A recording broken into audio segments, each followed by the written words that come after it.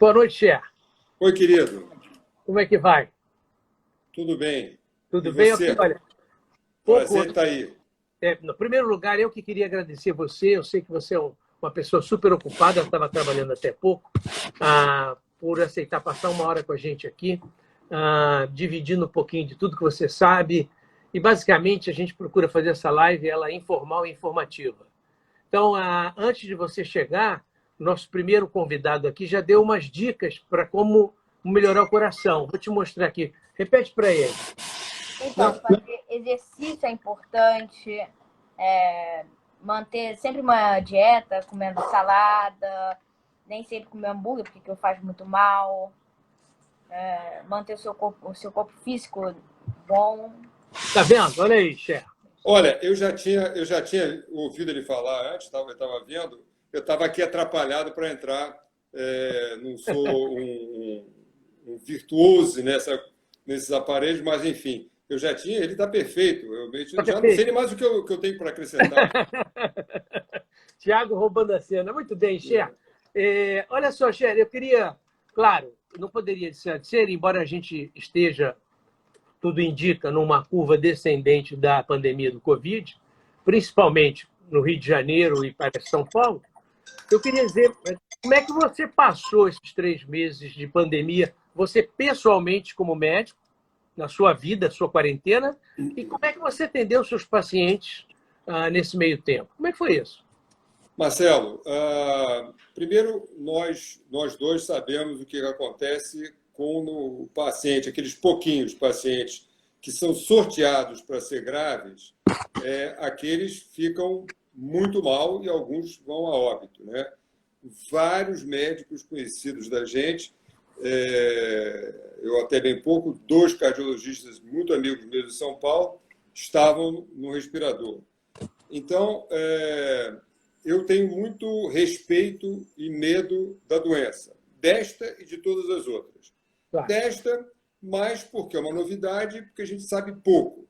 As outras, a gente já aprendeu um pouquinho como lidar com elas, né? Então, eu passei esse período preocupado. Eu tomo todas as... Eu lavo minhas mãos como se eu tivesse toque. Ou como se eu fosse igual a você, cirurgião. Eu lavo as mãos um monte de vezes. Eu uso máscara, eu não vou a lugar fechado que tenha outras pessoas. Eu mantenho o distanciamento. Aqui no consultório, eu atendo com um espaço bem... Ninguém se encontra, né? Todo mundo de máscara, lavo a mão antes e depois, higienizo tudo que eu vou usar e tento fazer as coisas mais tranquilas.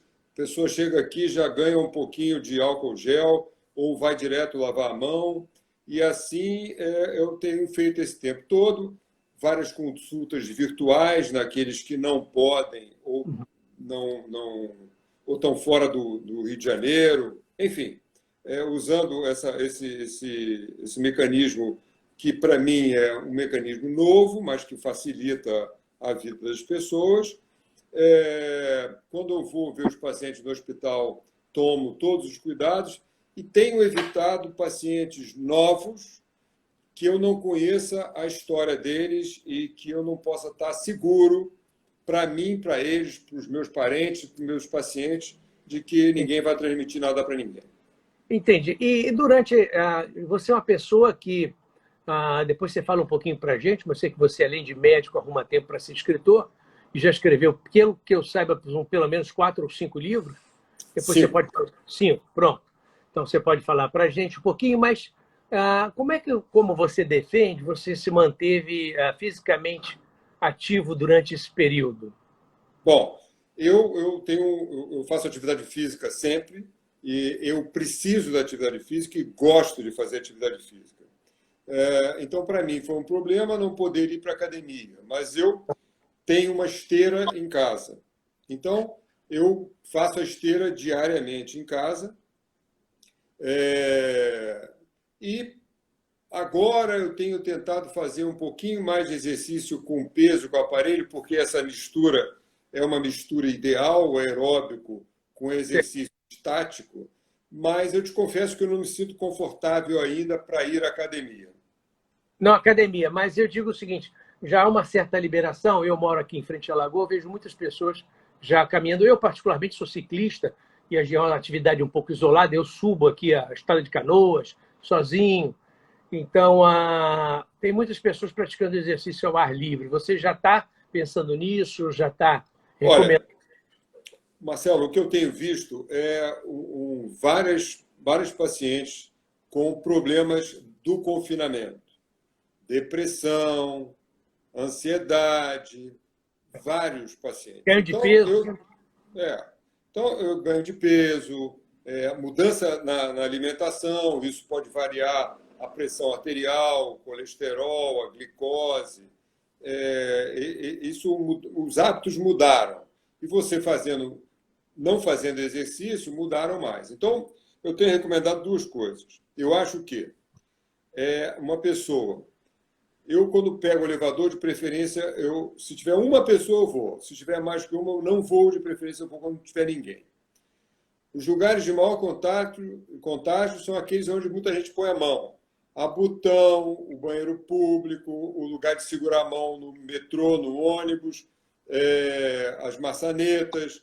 Então, eu aconselho as pessoas que usem máscara o tempo todo, que higienizem suas mãos e, de preferência, evitem tocar em qualquer coisa e manter um distanciamento de 1,5 m, 2 metros e sair para caminhar. Sair para pedalar quem pedala. Eu acho que isso pode ser feito. O que eu não acho que pode ser feito é o que eu vejo as pessoas caminhando sem nenhuma proteção, grudada com outras pessoas, batendo papo na praia.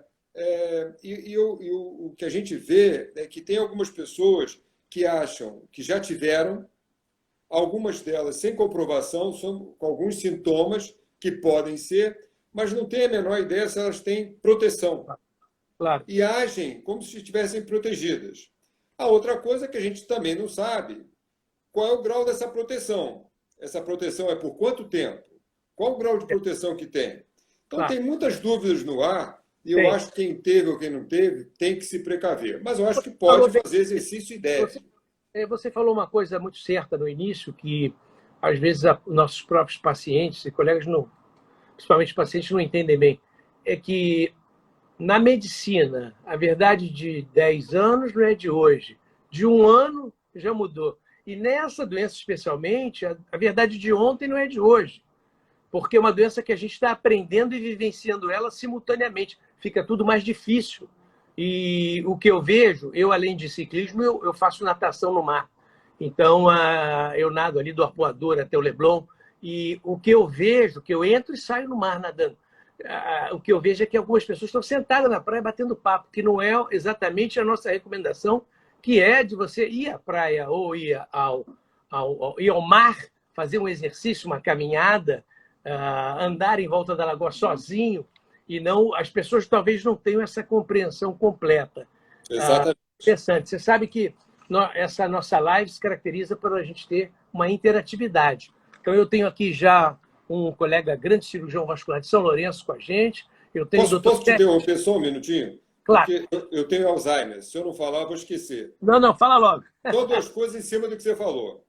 Em cima do que você falou, há 30 anos atrás, o que não é muito tempo, a gente tratava um infarto praticamente ao contrário do que se trata hoje. Se eu hoje tratar um infarto como eu tratava 30 anos atrás, eu acho que eu vou ser preso. Essa é uma coisa. A segunda coisa... Não chega tanto, mas não vai dar certo. Hoje um paciente muito irritado falou: vocês médicos falam muita coisa, vocês não sabem de nada em relação à Covid. E aí eu falei para ele: olha, exatamente o que você falou, nós estamos trocando pneu com o carro andando.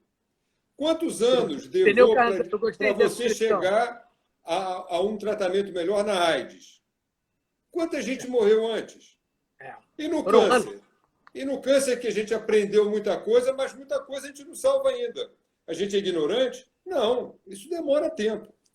Enfim, é só para não esquecer o que você falou. Vai. Não. Você lembrou, interrompeu muito bem. Eu acho que a medicina tem esse caráter evolutivo e é uma expressão que eu uso muito também, quando a gente vai dar alguma aula, eu falo assim, é engraçado, porque na medicina a verdade de hoje não é a verdade de amanhã. Você tem a melhor de boas intenções hoje, no entanto, que você fica abismado de ver como o que você falava antigamente não serve mais, né? E Exatamente. nessa doença, que é uma doença que pegou todo mundo de surpresa, isso fica muito complicado.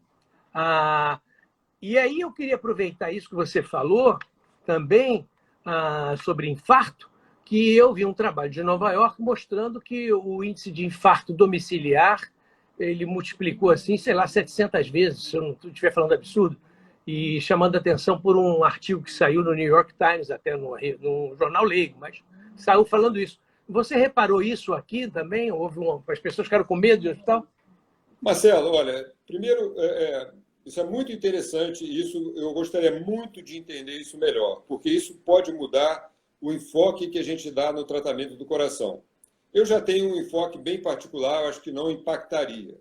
Mas tem um trabalho italiano que foi publicado no New England, algum lugar, na semana passada, mostrando que na Itália, no mesmo período da Covid, morreram subitamente em casa o dobro de pessoas que morreram fora do período da Covid, comparado com o ano passado.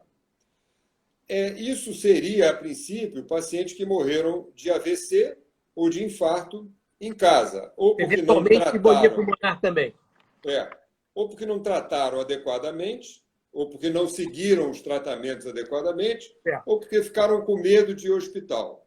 Aqui no Brasil, o que a gente viu, principalmente aqui no Rio, uma diminuição bastante importante de infartos chegando no hospital.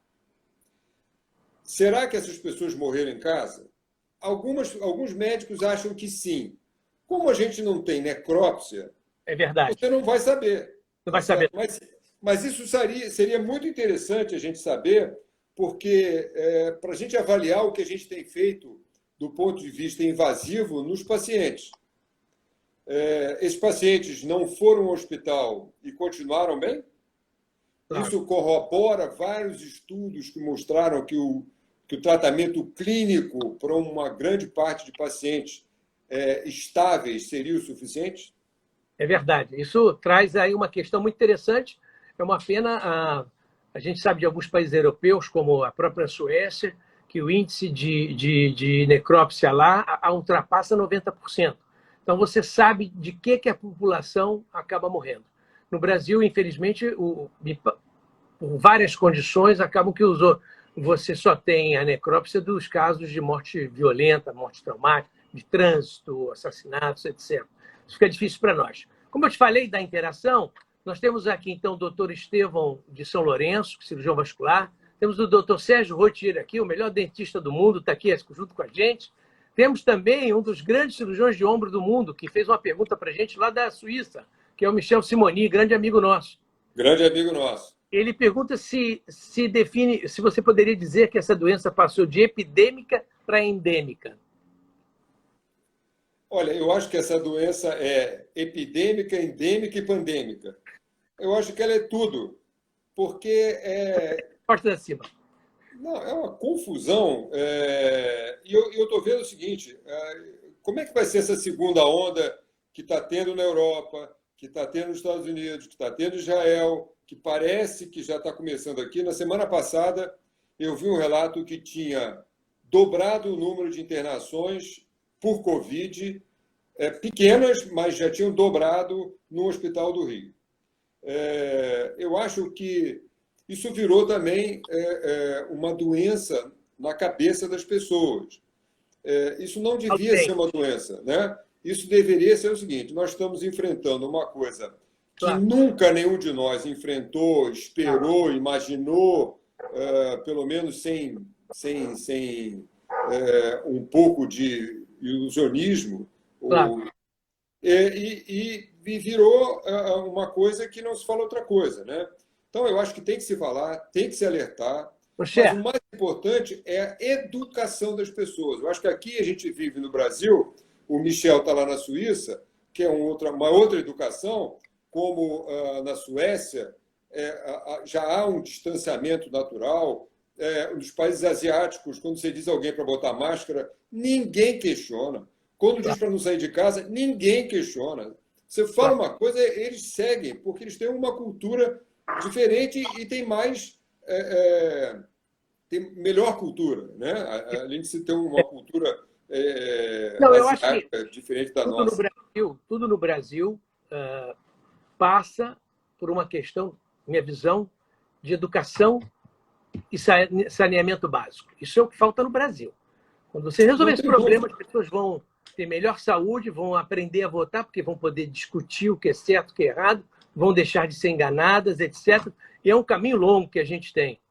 Mas uma coisa interessante que eu acho, que é, infelizmente, e isso eu li em vários jornais, a mídia vive de manchete.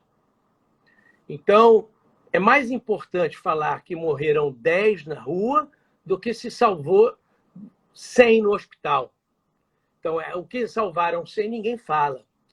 Eu trabalho, como eu sou cirurgião vascular, você sabe, então eu presto serviço a vários hospitais do Rio. Então, no mês de maio, por exemplo, a gente teve assim 40 intervenções em pacientes com Covid, assim, botando catéter, tirando catéter, vendo perna, trombose, etc, etc. E já no mês de junho começou a cair, e agora em julho está quase zero esse atendimento. Eu vou no serviço de terapia intensiva e todos, em termos de Covid, estão com 20% de leitos ocupados e a maioria desativou as unidades Covid emergenciais. Então, nitidamente, o que eu vejo no hospital é um esvaziamento de Covid. E você viu em São Paulo que eles fecharam o hospital de campanha do Pacaembu. É verdade. Então, é um sinal claro. Agora, a segunda onda, hoje eu fui num sujeito excelente, que é o Plínio Barreto, que faz quiropraxia. Fui lá ver minha coluna, pedalei muito no final de semana, e ele falou assim, Marcelo, ele fazendo o trabalho dele, e essa segunda onda, apavorado. Eu falei, Plínio, vamos combinar assim, nós estamos em Ipanema conversando, você de costa para o mar e eu de frente. Eu viro para você e falo, olha a onda, o que você faz? Ele falou, eu saio correndo. Então, eu acho que assim, a imprensa joga no ar, sem explicar, sem dados científicos, vem a segunda onda. Eu chutei, não sei se você viu, a Etienne, que é presidente como se diz, Organização Pan-Americana de Saúde, filiada à OMS, lá do Caribe, a Etienne falou assim, cuidado no Brasil, que a primeira onda, a onda do Brasil, vem em agosto. Aí eu falei assim, não, realmente, não apresentou um dado científico, nenhuma evidência, simplesmente ela lançou assim, olha, lá no Brasil, agosto vai ser... Eu falei, mas não estou entendendo, as pessoas estão saindo na rua, é natural, no meu entendimento, não sei se você concorda, que agora que está havendo uma discreta liberação gradual, que apareçam um pouco mais de casos. O que eu acho é que a liberação é política e não científica. E aí você junta liberação política com as pessoas sem educação, né, sem base educacional, elas vão para... na quinta-feira, que eu acho que foi o primeiro dia que abriu no Rio, eu saí do hospital da Clínica São Vicente às 7h30 e vim pelo Leblon. E aí, por curiosidade, eu nem me toquei que ele tinha aberto, porque eu também não pretendia ir, então nem me passou pela cabeça. Aí eu olhei e achei que as mesas estavam cheias, não estavam lotadas ainda. E depois viu-se o que se viu aí, né? As pessoas, eu acho que os mais jovens, eles se acham acima do bem e do mal. E aí eles não pensam que é o seguinte, se eles tivessem, mesmo que eles não tenham sintomas, ou seja, fraco, eles vão passar para um mais velho, que pode ser o pai, a mãe, o avô, alguém deles que pode morrer, né? Eu acho que não precisa ter pânico.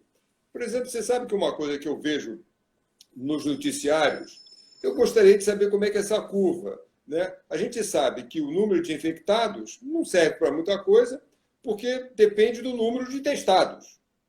Se você testa pouco, aquilo não representa muito. Claro. Você dá uma ideia, mas aí eu vou pelo número de mortos. Eu nunca consigo ver, eu nunca vi em lugar nenhum, se essa curva de mortos, essa curva diária de mortos, se ela está crescendo, está descendo. Eu só vejo a curva acumulada. Então, a acumulada ela só faz assim. Claro, E dá uma sensação de que cada vez está morrendo 60 mil por dia. Né? claro, claro. Então, Não é- qual é o que está acontecendo? O que está Exato. acontecendo por lugar? Isso. Não existe uma política num país como o nosso, ou nos Estados Unidos, ou na Rússia, para todo lugar, para todos Não, os Brasil, estados, para vários todos os estados. Brasis. Exatamente. Então, você tem que saber o que está acontecendo por Claro. cidade, por estado, e adotar uma política para aquele lugar. Para O que a aquele gente momento. vê vai como o vento vai. Olha a onda. Você sabe que durante a pandemia eu tive a oportunidade de fazer operações em Porto Alegre e cirurgias inadiáveis de aneurismas, em Porto Alegre, em Cuiabá e em Goiânia. Na época, Cuiabá e Goiânia tinham assim 20 casos. Eles praticamente estavam assim olhando o Rio de Janeiro espantados. E hoje, eu acredito que lá, eu liguei há pouco falando com os colegas, houve um aumento considerável, assim, de 7 para 17 mil. Então, é como você falou, não tem como você estabelecer num país de dimensões continentais uma política única. A única política única que a gente tem que estabelecer e fortalecer é o SUS. Mas essa está fraca depois de 15 governos. Vem Collor, Sarney, Fernando Henrique, Dilma. Todos esses governos nunca investiram no SUS. Então, nós hoje temos um... Quando a onda chegou, todo mundo esperava, mas o SUS não vai dar conta? Mas, claro que não. Como vai dar conta? Ninguém deu conta do SUS há 40 anos. Então, espero que agora haja um movimento, não é só do Poder Executivo, mas principalmente do Legislativo, que defina a verba. Eu sei que você foi um grande gestor de um grande instituto aqui no Rio de Janeiro de cardiologia e você sofreu para fazer dali das tripas coração e foi um gerenciamento muito exultoso, foi muito elogiado. Mas a gente sabe que falta verba para o hospital público ou que ela é desviada no caminho de Brasília para o Rio. E para outros. Marcelo, primeiro, eu fui 10 anos diretor do Instituto Nacional de Cardiologia, coisa que eu nunca tinha imaginado ou pretendido na minha vida. E eu acho que foi legal, mas eu nunca faria de novo, porque com isso, eu acho que minhas coronárias devem estar entupidas. Eu brigava todos os dias para aquilo funcionar, e funcionava direito. Eu me lembro. Brigava todos os dias. E aconteceu uma coisa que é um exemplo muito... dois exemplos que eu vou te dar. Os legisladores, boa parte, ou alguns deles, sei lá quantos, eles não estão preocupados com isso porque eles não usam o SUS. Estão preocupados em fazer assistência. Um político muito conhecido hoje, na época que eu era lá, ele apareceu uma vez lá com um paciente, parente, não sei o que é, com uma doença na válvula aórtica gravíssima. Eu examinei e falei, ele precisa ser operado. E aí o político falou, então, vamos operar. Eu falei, olha, só que iguais a ele, na mesma gravidade, tem 10 internados e mais 10 na fila. O que eu faço? Eu não vou botar ele na frente de ninguém. A fila é de acordo com a gravidade. Eu não vou fazer isso. Para fazer isso, me tira daqui e põe. E aí essa pessoa voltou para Brasília, fez um discurso me esculhambando, entrou na justiça e fez que aquele paciente fosse operado na frente dos outros de emergência. O que aconteceu? O paciente morreu. Eita. Ele foi internado às pressas, foi operado às pressas, sem o preparo devido. Sem o preparo e adequado. tinha uma doença grave. Então, eu sei o que é isso, eu sei o que é a pior missão que eu tinha quando tinha uma reunião que eu tinha que ir a Brasília. Não por Brasília, evidentemente, mas pelo aquele ambiente. As pessoas de não saberem o que está acontecendo. Né? E depois, só para não me alongar mais, eu tive uma passagem pelo Instituto Estadual de Cardiologia, que é um lugar muito legal, e que uma pessoa que está hoje em Bangu insistiu para que eu fosse para lá para fazer uma coisa melhor do que tinha feito lá no Instituto Nacional de Cardiologia.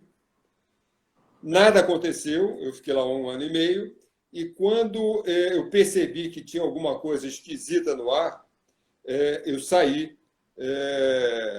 Mas antes disso, eu recebi um telefonema de um delator, que naquela época não era delator, dizendo que eu estava engavetando processos para me beneficiar com isso. Eu nunca mexi com um tostão, não tinha dinheiro no hospital, nunca assinei um cheque, e era só uns trambiques que eu falei, eu não vou assinar isso. Não vou assinar isso. Muito bem. Então, esse E aí eu eu acho que é a saí. questão do Brasil. Saí a tempo, Saiu a porque tempo. todos eles estão presos.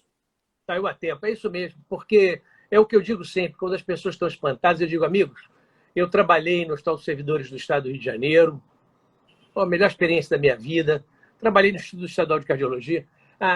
O problema é que a gente suspendia a operação porque não tinha vaga no CTI, de uma operação standard, sem crise.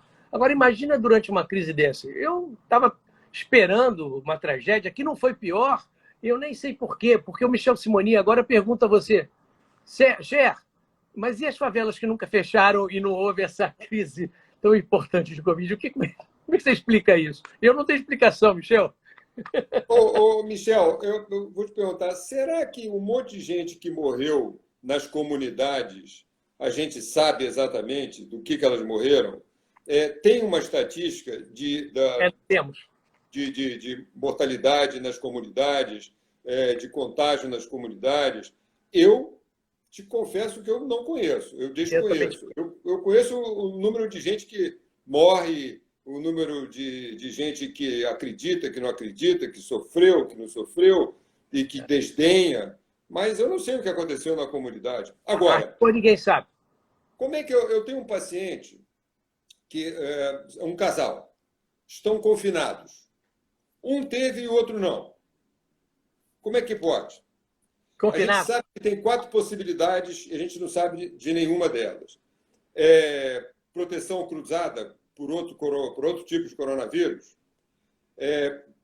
menor exposição da carga viral, genética, proteção imunológica maior, a gente não sabe. Será que essas pessoas na comunidade, se esse raciocínio está correto, elas têm uma proteção de tanta exposição a tantas doenças? É lei de Darwin, esses já sobreviveram, esses são sobreviventes e vão sobreviver a isso também? É difícil. Bom, continuando a nossa interatividade, aqui tem 2 perguntas parecidas. Uma é de uma pessoa chamada a Lilian Dantas, ela pergunta, e eu vou emendar 2, hein? Se a hipertensão aumenta o risco de complicações do Covid, por quê? E outra, que é do Leonardo Feber. O Leonardo Feber é um dos melhores cirurgiões cardiovasculares do Brasil. Grande amigo. Ele pergunta se há algum caso de miocardite com miocardiopatia dilatada permanente. Então, hipertensão e Covid e miocardiopatia. Olha, a hipertensão entra como um fator de risco para o paciente por ser uma doença cardiovascular. Então, o paciente hipertenso, e dependendo das sequelas de que a hipertensão trouxe para essa pessoa, do ponto de vista do músculo cardíaco, do tamanho do átrio, da função renal, enfim, de doença coronariana, esse é um fator de risco. A hipertensão é um fator de risco naqueles que têm Covid. Tá? A miocardite, eu vi casos inacreditáveis, superagudos, assim, de desenvolver uma miocardite em 2 horas. Os casos que eu vi e que eu tenho notícia, e não tem tempo ainda para a gente dizer que viraram uma miocardite, uma cardiomiopatia dilatada permanente. É uma grande chance, né? Em qualquer miocardite, você pode ter alguns pacientes que recuperam tudo, e outros que evoluem para cardiomiopatia dilatada. Eu não vi. Eu vi os agudos, não vi os crônicos. E talvez não tenha tido tempo suficiente para a gente saber se isso cronificou. Mas um paciente com cardiomiopatia dilatada ter Covid é duro. É duro, porque já entra perdendo. Se algum paciente seu teve ECMO, eu vi que alguns pacientes tiveram ECMO, mas aqui no Rio de Janeiro foram poucos. que eu vi nos hospitais que eu trabalho, pelo menos. Não sei se Tiveram alguns, mas eu acho que alguns que tiveram, também o manuseio foi mais difícil. Mais difícil, né?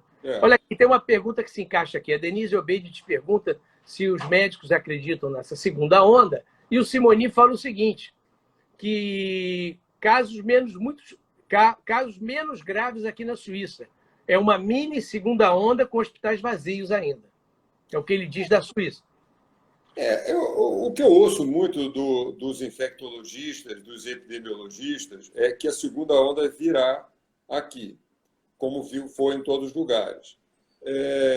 Eu acho que essa segunda onda não será tão intensa quanto a primeira.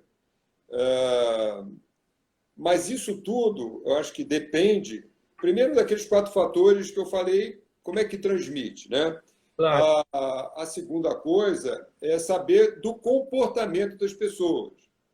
Certamente, o comportamento do suíço não é igual ao comportamento do brasileiro. Que você abriu... Olha aqui, Gé, nós vamos desafiar aqui ao vivo o Michel Simoni, porque eu vi as postagens deles e acompanho as lives, eu só vejo foto do Simoni sozinho. Eu quero ver uma foto do Simoni com um grupo, porque ainda não vi. Abraçado. Ele mora sozinho na Suíça, sozinho. Ele e um cachorro. Então, isso aqui é o seguinte, a nossa segunda onda será igual, pior, melhor, dependendo do que as pessoas vão fazer. Lógico que eu tenho clareza que as pessoas precisam trabalhar, que as pessoas precisam se locomover. A economia precisa... Não tenho a menor dúvida. Isso também pode matar gente, com certeza. Mas existe um meio termo. Você pode ter uma atividade, como a gente falou, pode ter uma atividade física, pode ter uma atividade laborativa, desde que você tenha consciência que isso não passou, isso não vai passar tão cedo. Eu acho que isso, antes do final do ano, não tem nenhuma solução para isso. A solução para isso vai ser a vacina. E se a vacina for boa... Vai demorar. E a gente não sabe se a vacina precisará ser anual, semestral. A gente não sabe. E tudo qual isso. O grau de proteção que as pessoas que já tiveram têm? Tem para o resto da vida? Sobre por vacina, 6 meses, por um ano? Nós vamos fazer uma live sobre vacina com um especialista que está participando do desse trial do Instituto DOR com a vacina britânica, em breve. Mas eu vi que o FDA soltou uma nota que ele aceitará vacinas. Eu achei isso muito curioso. O FDA disse que ele aceitará vacinas com comprovada 50% de eficácia. Ou seja, vai jogar uma moedinha para o alto, né? Quando vier a vacina, quer dizer, essa 50%, é isso que você falou, a moeda para o alto. Você faz algum tratamento vascular ou cardiológico jogando a moeda para o alto? Nunca. Nada. Tá certo? Quer dizer, tudo que a gente faz, a gente bota na balança se o que a gente está fazendo é melhor ou pior do que deixar a doença. Claro. Se é 50%, nítida, é melhor não fazer nada, né? É melhor lavar a mão. A Natália te pergunta se o indivíduo que tem marca-passo tem algum risco maior, alguma complicação maior na Covid, só porque tem um marca-passo. Pelo fato de ser portador de marca-passo, não. Mas o que levou essa pessoa a colocar um marca-passo? É só um fenômeno elétrico ou tem uma outra coisa atrás disso? Se tem uma outra coisa atrás disso, tem maior risco. Se é só o marca-passo, não. Agora, uma pergunta que você responde se quiser, hein? Tinha que chegar, né? Não estava faltando. A Michele te pergunta: arritmia e cloroquina, combinação fatal? Não é uma combinação fatal. Ela tem problemas. Eu acho que a hidrocloroquina e a cloroquina ela foi muito mais colocada como uma questão política, eu sou contra ou a favor desse ou daquele, do que pela eficácia dela. Eu tive um paciente, logo no começo, muito grave. Tinha uma doença cardiovascular grave e uma Covid grave, gravíssima. E chegou um momento que o pneumologista e eu achávamos que a gente estava perdendo o paciente. Foi feito tudo. Foi feito hidroxicloroquina, foi feito antirretroviral. O paciente, graças a Deus, está vivo. como vários relatos têm de que fulano tomou esse remédio e não teve, o outro tomou e ficou bom, a gente que é médico, a gente só consegue raciocinar com dados científicos de qualidade. O resto, eu vi 20 pacientes, 100 pacientes e aconteceu isso, cientificamente é nada. É observacional. Uma observação isso só pode levantar uma questão para um estudo mais sério. Claro. Então, é proibitivo usar hidroxicloroquina e cloroquina? Na minha opinião, não. Não. Agora, é indicado? Depende. Pode ser que sim, ainda não temos certeza absoluta. Parece que do meio para o final, não. Pode ser que no primeiro, segundo dia, não sei. Plenamente. Preventivo, sei menos ainda. Mas tem outro fato também, que parece que a combinação dela com outras drogas é mais perigosa, porque eu tenho colegas aqui de reumatologia, que são amigos seus também, como o próprio um grande reumatologista aqui do Rio de Janeiro, Jorge Spitz, que comentou comigo que ele usa cloroquina há 20 anos nos pacientes dele com outros problemas e nunca sequer teve uma arritmia. Quer dizer, então, é muito da quantidade da dose, é muito da pessoa se autoprescrever, não perguntar ao seu médico se é o momento de fazer aquilo ou não, é muito de combinação de medicação. Acho que você está certo. A gente não tem prova da eficácia ainda, não que vá condenar uma medicação, mas a gente precisa de dados mais robustos para firmemente aconselhar. Bom, claro, você imagina um paciente que já tem uma arritmia e tomar o remédio. Ou o paciente que nunca fez um eletro e tomar um remédio. O paciente que está tomando um antibiótico que já pode alterar e provocar arritmia e bota isso em cima. Então, ninguém pode fazer essas coisas sozinho. Claro. E o poder de prescrever é o poder do médico. Claro. Não é o poder do curioso, do político, nada. É do médico. Esse é o perigo do Dr. Google, né? A Camila Capelletti pergunta a você se os doentes que têm... Ela diz assim, os doentes estão muito amedrontados, então, do Covid. Mas aqueles pacientes que estão com hipertensão e diabetes, mas controlado, ainda assim eles são doentes de risco? Quer dizer... Eles têm que estar controlados, mesmo assim eles são de risco. Se eles não estiverem controlados, aí eles são de muito risco. Cher, tem outra pergunta aqui. A Giovana te pergunta se a ivermectina é aconselhada. Olha, ela trata verme, né? Se for para verme, ela trata piolho, sei lá, trata coisas. Está ela está perguntando se ela é boa para tratar Covid. A gente não sabe. Tomara que seja, porque ela é barata, ela está aí, ela é fácil. É verdade. Isso, antes eu queria te perguntar uma outra coisa agora aqui, mas o Simoni deixa um último raciocínio dele aqui, dizendo: os infectologistas, epidemiologistas, lamentavelmente, estão numa situação difícil. Eles têm que saber o que não sabem. Não tenha dúvida que é a plena verdade.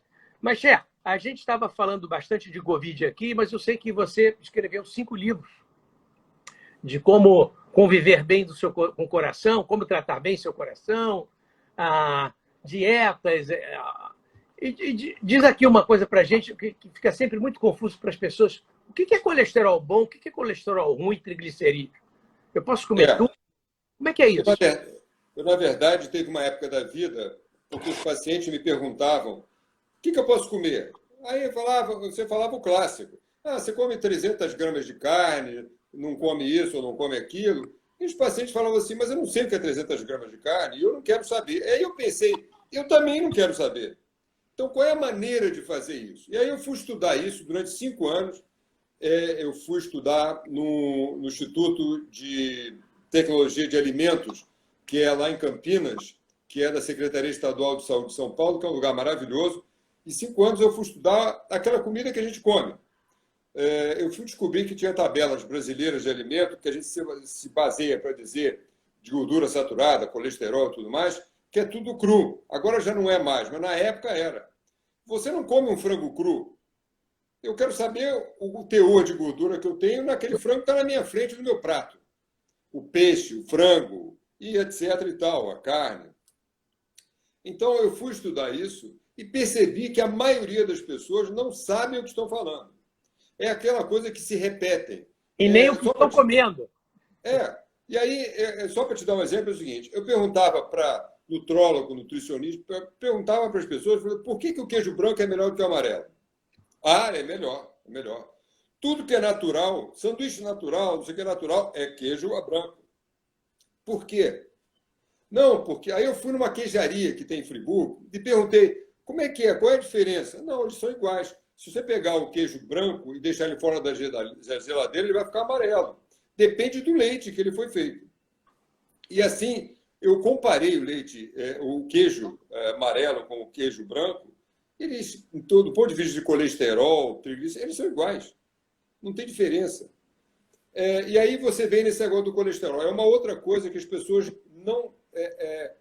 não sabem e talvez nós médicos informamos mal. O importante na sua alimentação, no seu sangue, o colesterol é importantíssimo. Você tem um colesterol bom, que é o HDL, que é o chamado bom, que quanto mais exercício, se você não estiver acima do peso, ele vai ser mais alto, que é o que a gente quer. Tem um colesterol ruim, que é o LDL, que a gente quer ele bem baixo, dependendo do tipo de paciente, muito mais baixo. Se ele é diabético, se ele tem doença do coração, depende do paciente. Aquela tabelinha que as pessoas olham lá do exame de sangue, aquilo não serve muito para a gente. Então, esses são o colesterol bom e ruim. E tem uma outra coisa que as pessoas confundem, que é o colesterol que você come. Na verdade, existem duas coisas, que é o colesterol que você come e a gordura saturada que você come. O colesterol que você come, ele tem em poucos lugares. Ele tem nas vísceras, que não é, aqui no Brasil, uma coisa muito frequente das pessoas comerem vísceras. E tem na gema do ovo. E o ovo foi permitido, proibido, agora é obrigado. Acho que você tem obrigado a comer ovo. Nunca existiu isso. Comer ovo você sempre pôde. Você não deve se entupir de ovo. Claro. O que é importante disso tudo, que as pessoas confundem, é que a quantidade de colesterol que a pessoa ingere, que é nesses alimentos que eu falei, hoje não se tem um padrão tão rígido, numericamente falando. Você não pode exagerar, mas numericamente falando, não tem um padrão tão rígido. Em compensação, aí as pessoas falam que o colesterol não é problema. Não.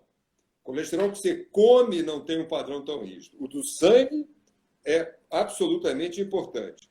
Agora, a gordura saturada que você come, que está em todas as coisas de origem animal, para cada, vou dar um exemplo, vamos dizer, para cada grama que você comesse de gordura saturada de origem animal, ela vai se transformar em 3 de colesterol no seu sangue. E hoje, só para não me alongar demais, estou convencido que não tem nenhum alimento proibido. Tem alguns alimentos que você vai comer pouquinho e outros que você vai comer muito. O segredo é esse. Não tem um alimento que você fala assim, nunca mais na sua vida você coma esse alimento, do ponto de vista cardiovascular. Claro. Não estou falando do ponto de vista de diabetes, de outras doenças. Claro, claro. Do ponto de vista cardiovascular, eu acho que as pessoas, tem coisas que ela vai comer muito pouquinho e tem coisas que ela deve comer muito. Claro, esse é o segredo.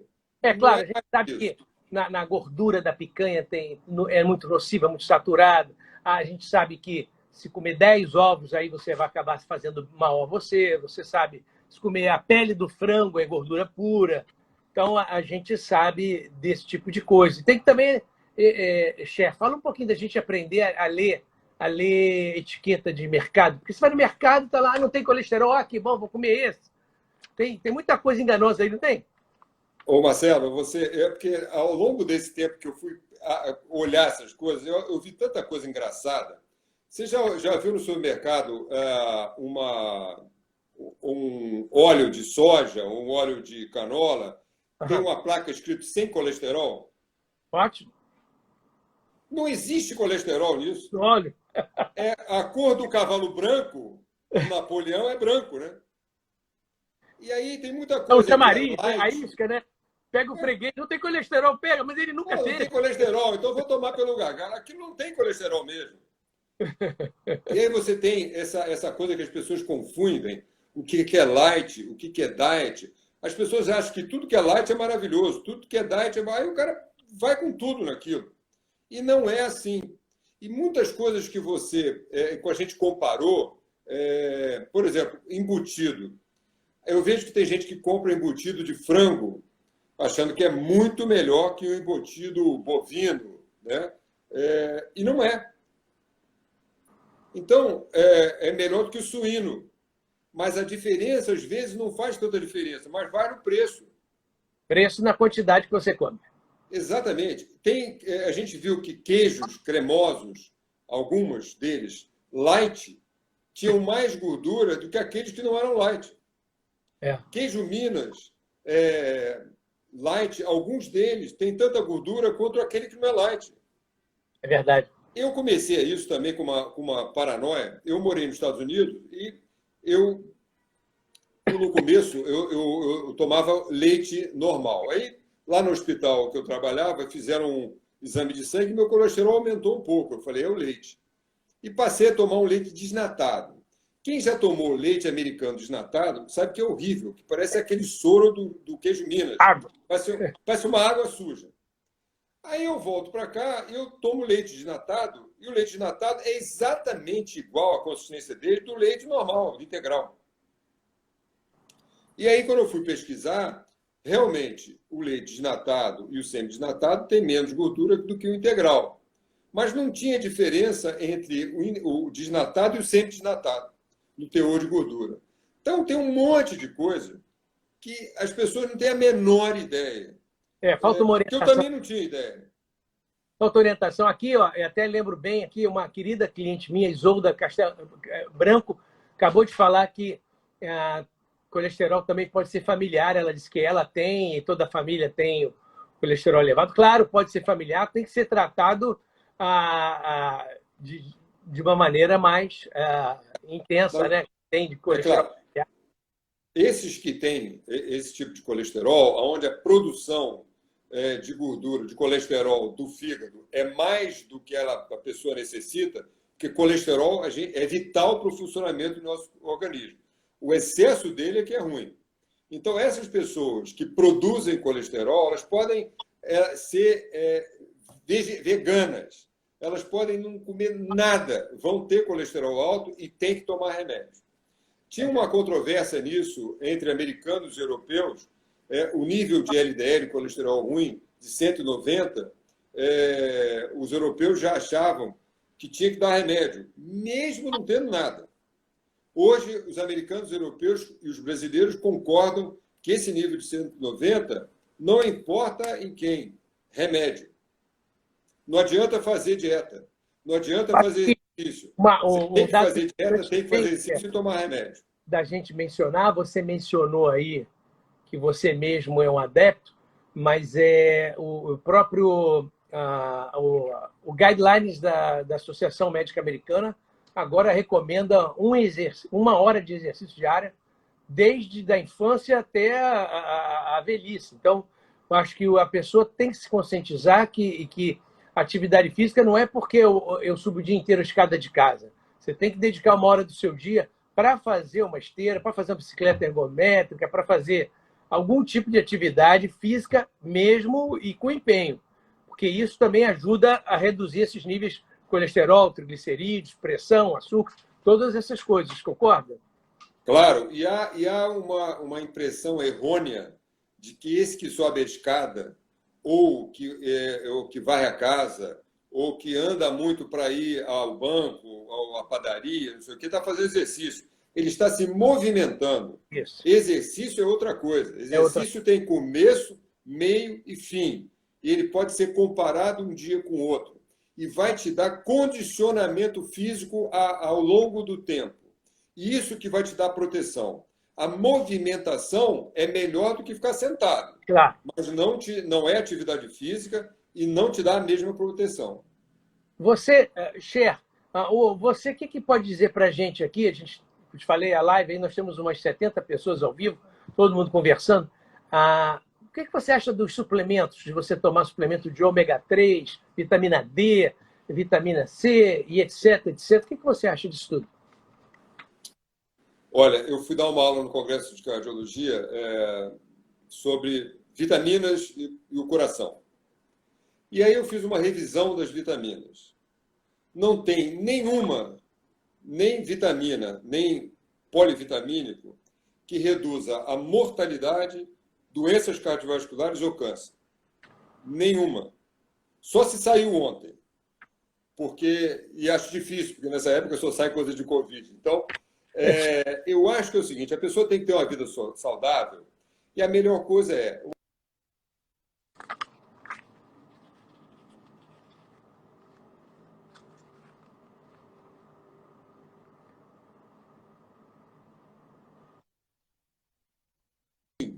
Ela precisa ser saudável.